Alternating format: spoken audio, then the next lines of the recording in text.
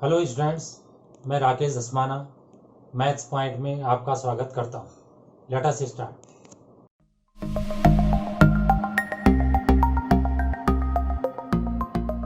JEE advance 2019 math solution के अंतर्गत इस क्वेश्चन को देखिए। कोऑर्डिनेट ज्योमेट्री से आ रखा है।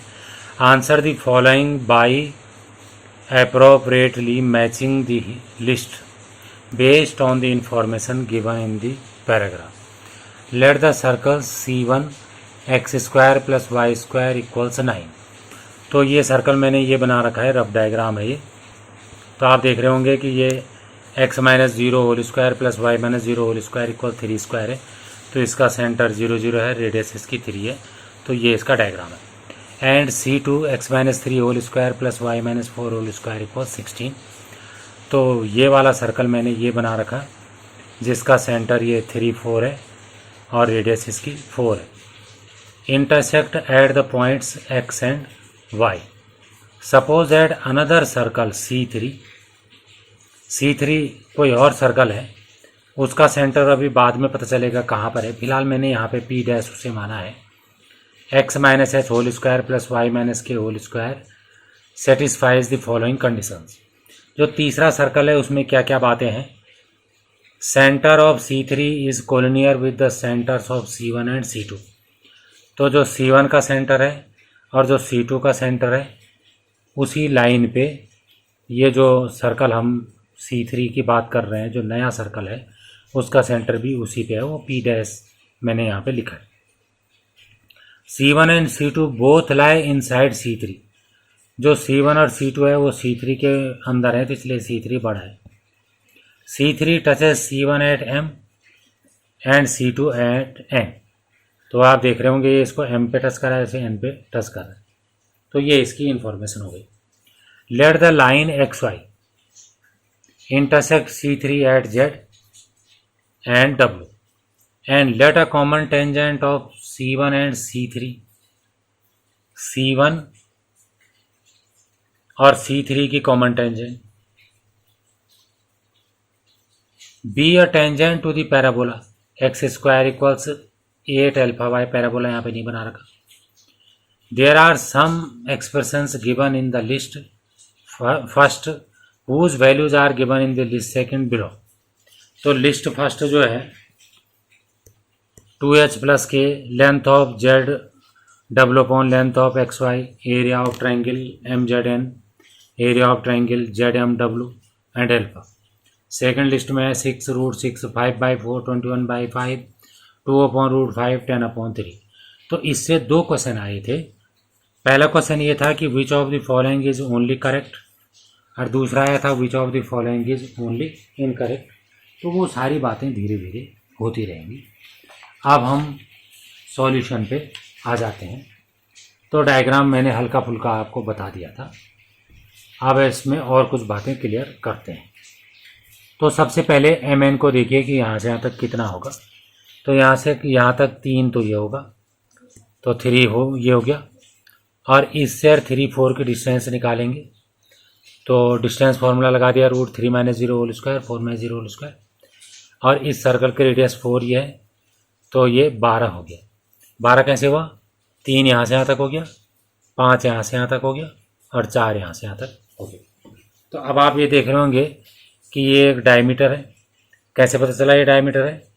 तो ये बताया था कि इनके सेंटर कोलिनियर हैं। तो इसका मतलब ये लाइन सेंटर से होकर जा रही। दूसरा इसमें ये पता है कि ये टेंजेंट है, ये भी टेंजेंट है। तो टेंजेंट रेडियस पे परपेंडिकुलर होती है। तो इसका मतलब यही वाला जो है डायमीटर है। तो जो बड़ा सर्कल है उसकी रेडियस हमारी 6 हो गई। बड़े सर्कल का equation x minus h whole square plus Y minus k whole square equals r square दे रखा था। सेंटर उसका एच के। अब हम इसमें OP का इक्वेशन निकालेंगे। तो OP का इक्वेशन निकालने के लिए 2 पॉइंट फॉर्म लगा देंगे। y minus y1 equals y2 minus y1 upon x2 minus x1 into x minus x1। x1 y1 0 0 को ले लिया, x2 y2 3 4 को ले लिया। तो हमने इसका इक्वेशन निकाल लिया। और इसी लाइन पे कहीं ना कहीं बड़े सर्कल का सेंटर है जो कि एच के है। तो पहला पॉइंट अगर एच है तो दूसरा क्या होगा, यहाँ पे एक्स को एच रख देंगे। तो y बराबर आ जाएगा 4/3 h, जो कि k के बदले आ जाएगा। अब आप इसमें देखिए कि ओ पी डैश हम निकालना चाह रहे हैं, पी डैश बड़े वाले का सेंटर है, तो वो जो है एम पी डैश में से ओ एम को माइनस करना पड़ेगा। तो जो एम पी डैश है वो जो है 12/2 होगा। क्यों होगा?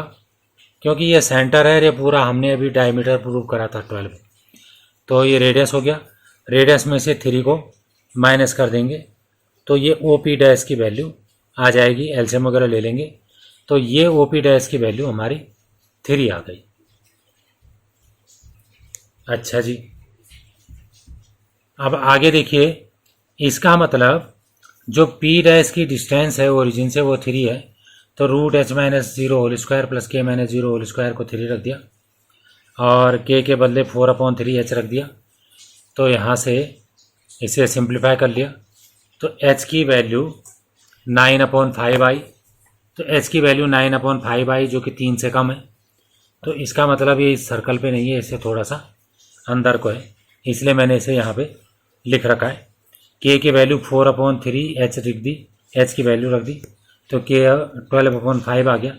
तो जो बड़ा सर्कल है उसका सेंटर हमें ये मिल गया। अब क्वेश्चन में 2h प्लस k हमें पूछा गया था, तो यहाँ से 2h की वैल्यू रख दी और k की वैल्यू रख दी। इसे सॉल्व करा तो हमारा जो है 6 आ गया। तो 2h प्लस k बराबर हमारा 6 आ गया। तो यहाँ तक हमारी बात हो गई। तो 2h प्लस k जो है वो 6 है। तो आप ये देखिए, फर्स्ट के साथ p होना चाहिए और ऑप्शन में फर्स्ट के साथ जो है u दे रखा, जो गलत है। और जहाँ हमने गलत वाला छांटना है वहाँ दे रखा है p, वहाँ दे रखा है इसकी वैल्यू 6। तो आप देख रहे होंगे जहाँ उसे होना चाहिए था वहाँ नहीं दे रखा है और जहाँ नहीं होना चाहिए था वहाँ दे रखा है। तो दोनों जगह ये ऑप्शन बेकार हो गया। एनीवे, हाँ, इतना क्लियर हो गया कि फर्स्ट के साथ अगर आता तो कौन सा वाला आता है, इसमें p आता मतलब। अब आगे देखिए, फॉर पॉइंट x, जो x पॉइंट है वो क्या है, x एक्सिस पे है, तो इसके लिए y 0 होगा और ये सर्कल इस x से होके जा रहा है। तो जो सर्कल का इक्वेशन x² + y² = 9 था, उसमें y को 0 रख दिया तो x की वैल्यू 3 आ गई। तो हमें इसके कोऑर्डिनेट 3, 0 मिल गए। स्लोप ऑफ xy m1 मान लिया और स्लोप ऑफ OP हम निकाल चुके हैं। हम OP का ऊपर इक्वेशन निकाल चुके हैं। OP का इक्वेशन हम y बराबर 4/3x निकाल चुके हैं, तो 4/3 उसका स्लोप हो गया। OP और XY जो है परपेंडिकुलर है, तो m1 m2 -1 होगा। m1 की वैल्यू -3/4 आ गई। तो अगर हमें इसका इक्वेशन निकालना पड़े तो इसका इक्वेशन निकालने के लिए ये x से होके पास हो रहा है और इसका स्लोप हमें पता हो गया, तो 1 पॉइंट फॉर्म हम लगा देंगे, y - y1 = slope into x - x1। तो इसमें वैल्यू पुट कर दी तो हमें जो है एक्स वाई का इक्वेशन मिल गया, मतलब कि हमें ZW का इक्वेशन मिल गया जो कि 3x + 4y - z है। तो ओरिजिन से इसकी डिस्टेंस OT हमने डिस्टेंस फॉर्मूले से निकाल दी। डिस्टेंस फार्मूला आपको पता है, ax1 + by1 + c upon root a² + b²। जब एक पॉइंट और एक लाइन दी होती है तो ये डिस्टेंस होती है। 0.00 हो गया, लाइन वो है जो हमने अभी निकाली। तो यहाँ से डिस्टेंस फार्मूले से इसकी वैल्यू 9/5 आ गई। अब जो है हम एक पाइथागोरस थ्योरम लगाना चाह रहे, तो वो हम डायग्राम में देखेंगे। OT² धन TX² बराबर OX²। इस वाले ट्रायंगल में OT² + TX² बराबर OX² आएगा। तो OT हमारा 9/5 आया था, तो उसका स्क्वायर हो गया 81/21। TX² में से रहने देंगे और OX हमें पता है 3 है, तो 9 हो जाएगा। तो यहाँ से हम TX की वैल्यू निकाल लेंगे। तो अब आप इसमें देख लीजिए कि TX कितना आया। तो TX² आ गया 9 - 81/25।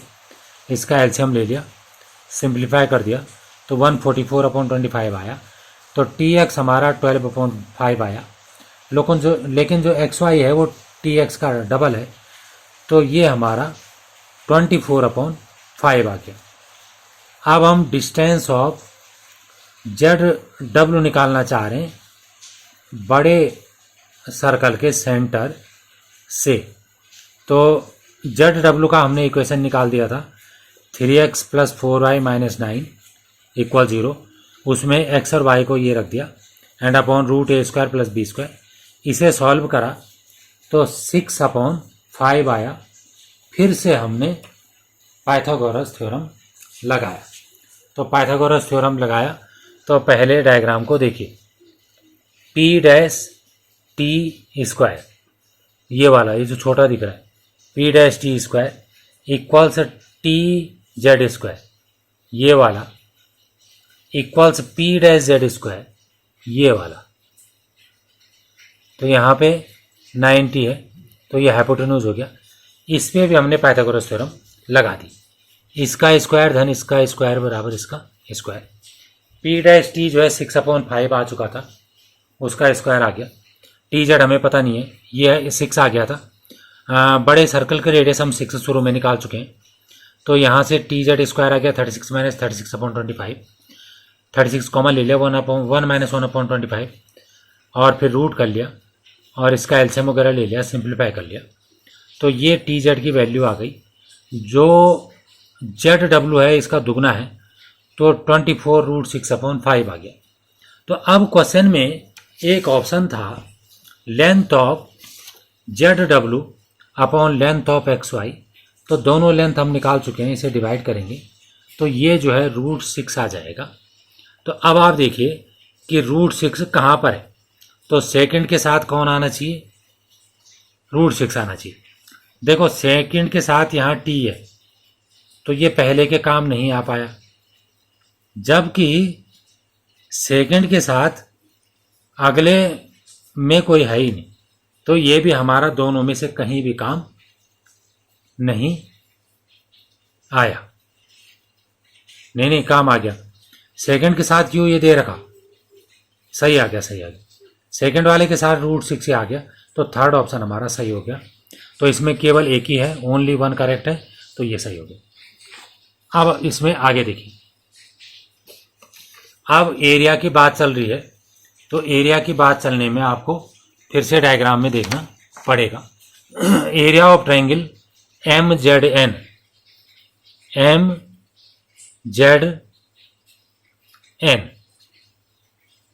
MZN का हमने एरिया निकालना है, ये वाला पूरा MZN का हमने एरिया निकालना है। तो एरिया होता है half into base into height. तो MN हमारा 12 आ गया था, आपको ध्यान होगा, और TZ हमने अभी ऊपर निकाल रखा है, उसकी वैल्यू पुट कर दी, तो ये 72√6/5 आ गया। दूसरा एरिया निकाला ZMW, तो ZM और W इस ट्रायंगल का एरिया, तो इसमें half into base into height लगा दिया। तो ZW में हमने ऊपर निकाल रखा है 24√6/5, और बाकी जो ये यहाँ से यहाँ तक है उसको हम लिख सकते हैं 3 + OT, और OT हमने अभी निकाला था, ये भी वैल्यू पुट कर ली, इसको सिंप्लीफाई कर लिया। अब दोनों एरिया को डिवाइड कर लिया तो बाकी सब कैंसिल हो गया, तो ये हमारा 5/4 आया। फिर से आप देखिए ऑप्शन, तो ऑप्शन जो है ये है, इन दोनों एरिया का रेशियो क्या होना चाहिए, तो हमारा आंसर आया 5/4। इसका मतलब थर्ड के साथ R आना चाहिए। तो आप यहाँ देख रहे होंगे थर्ड के साथ R नहीं है, और यहाँ आप देख रहे होंगे थर्ड के साथ R है, लेकिन वो हमारे काम का नहीं है। क्यों नहीं है, क्योंकि इसमें गलत वाला छाड़ना है और पहले में सही वाला छाड़ना है। तो इस तरीके से ये क्वेश्चन आगे बढ़ता है। अब आप देखिए equation of tangent at M of C1, ये जो M पॉइंट है इस पे हम टेंजेंट निकालना चाह रहे हैं। तो आपको याद आ गया होगा, सर्कल पे टेंजेंट होता है y = mx ± a√1 + m²। इसमें m की वैल्यू रख ली। m की वैल्यू कैसे करके आई, m की वैल्यू ऐसे करके आई कि ये जो टेंजेंट है वो इस लाइन पर परपेंडिकुलर है, और इस लाइन का स्लोप 4/3 आया था, तो इसका -3/4 होगा। और ए ऐसे करके आया कि इस सर्कल की रेडियस 3 है, ए भी रख दिया, तो ये टेंजेंट का इक्वेशन आ गया। इस क्वेश्चन में ये कहा गया था कि ये जो टेंजेंट है ये एक पैराबोला की भी टेंजेंट है। पैराबोला भी दे रखा था यहाँ पे, x² = 8α y, और पैराबोला की जो टेंजेंट होती है स्लोप के फॉर्म में y = mx + a/m होती है। ये तब होता है जब y² = 4ax होता है, लेकिन हमारा उल्टा वाला पैराबोला है, हमारा है x² = 4ay, तो हमारा सब कुछ उल्टा हो जाएगा, x के बदले y हो जाएगा, y के बदले x हो जाएगा, तो x बराबर my प्लस, हाँ फिर से देखिए, x = my + a/m, तो a के बदले यहाँ पे 2α है तो हमने पुट कर दिया। तो अब हमारे पास एक ही टेंजेंट के दो इक्वेशन आ गए, एक ये वाला एक ये वाला, तो x सेम है, y सेम है, तो m बराबर -4/3 होगा और ये पूरा बराबर -5 होगा। यहाँ से m की वैल्यू उठा के इसमें रख दी, तो यहाँ से अल्फ़ा हमारा 10/3 आ गया। अब आप ऑप्शन में देखिए कि क्या 10/3 कहीं लिखा है, तो 10/3 यहाँ पे लिखा है, तो 10/3 यहाँ लिखा है, तो इसका मतलब फोर्थ के साथ u आना चाहिए। तो आप देख रहे होंगे यहाँ कहीं भी फोर्थ के साथ u नहीं है, और यहाँ फोर्थ के साथ u है, पर ये किसी काम का नहीं है क्योंकि यहाँ हमने इनकरेक्ट छाड़ना है। तो आपने देखा होगा कि क्वेश्चन में ये सारी बातों का आपको ध्यान रखना है। थैंक्स। अगर आपको वीडियो पसंद आई हो तो इसे लाइक करें, शेयर करें, सब्सक्राइब करें, और लेटेस्ट वीडियो जानने के लिए बेल आइकन को प्रेस करें। और अगर आपका कोई डाउट हो तो फीडबैक में मुझे शेयर करें। थैंक्स।